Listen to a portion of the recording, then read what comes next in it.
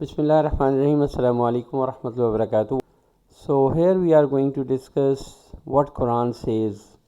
The patients, the true, the obedient, those who spend in the way of Allah and those who seek forgiveness before dawn. Ali Imran.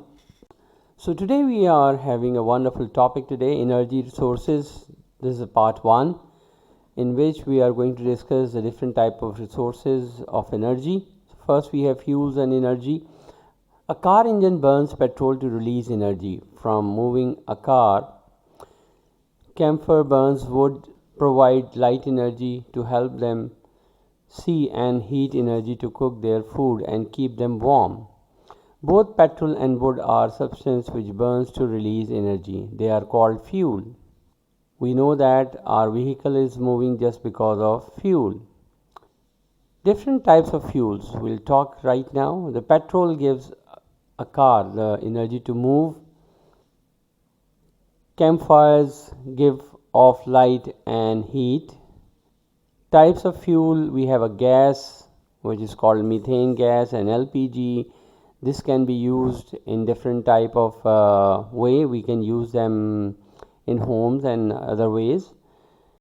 Another kind of energy provider is charcoal to build a road, or charcoal is used to get the fire. Here you can see that this charcoal is also used, or charcoal is used to make a road. Now we'll talk about the luminous and non-luminous flame. A Bunsen burner is commonly used in the laboratory for heating purpose. It is used as a natural gas fuel. A Bunsen burner can give a luminous flame when its air holes are closed, and a non-luminous flame when its air holes are open. Now you can see the Bunsen burner with luminous flame. This is the air hole, gas supply, and you have a wonderful flame. Bunsen burner with non-luminous flame. Air hole open and gas supply is there, so you have a blue light, and this blue light have a wonderful intensity, and in this way you can see this is a flame of non-luminous flame. Now we'll talk about heating a fixed volume of water in a beaker with a non-luminous flame. Now we have a very perfect apparatus over here. Tripod stand over wire gauze, and then we have a beaker. We put some water into it, and we inserted a thermometer over here, and we are providing a non-luminous flame. So what happens when we have a non-luminous flame? So we will get very early all the desired result.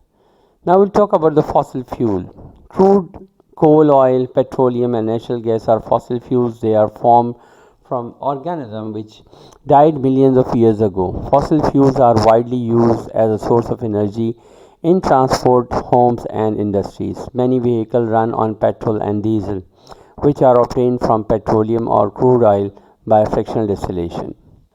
Generation of electricity using coal. Many power stations burn fossil fuels to heat water and change it into steam. The steam drive turbines, which turns generators to generating electricity used in homes and industries. You can see the picture very clearly. The coal is burning, the water supply is coming, and what happens when it burns, it will make a steam, and then what happens, the boiler is going to heat up all the water, and then they are going to convert into streamline. Then they are going to move the turbine, and generator is connected with it, and the current is going to produce. So we can say that transmission line and transformer is there, which is going to transmit the electricity. Coal. Millions of years ago there were many huge and swampy forests on earth. When the plants died, they were buried in a swamps. Over the year, the mud and swamps piled up and hundred, crushing and compressing the buried plants. Under the action of the heat and high pressure, the buried turned into coal. Coal is widely used to have different kind of resources, or like energy production. Now we'll talk about the crude oil. Tiny organism called plankton lives in the seas and oceans. When these organisms died, their remains sank into the bottom to the sea and oceans and were buried deep under mud and sand. Over millions of years, the heat and high pressure slowly changed them into a thick black liquid crude oil. Crude oil is found under the seabed or under land, which was covered by the sea or the ocean.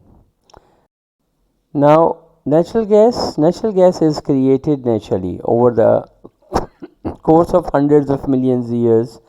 It is formed when layers of decomposing plants and animals are subject to intense heat from the earth and pressure from rocks. Conserving energy. Fossil fuel are non-renewable sources as their supplies can run out and cannot be replaced quickly when they are used up. To conserve energy, we can use energy carefully so as to avoid wastage. Burning fossil fuel leads the formation of acidic rain.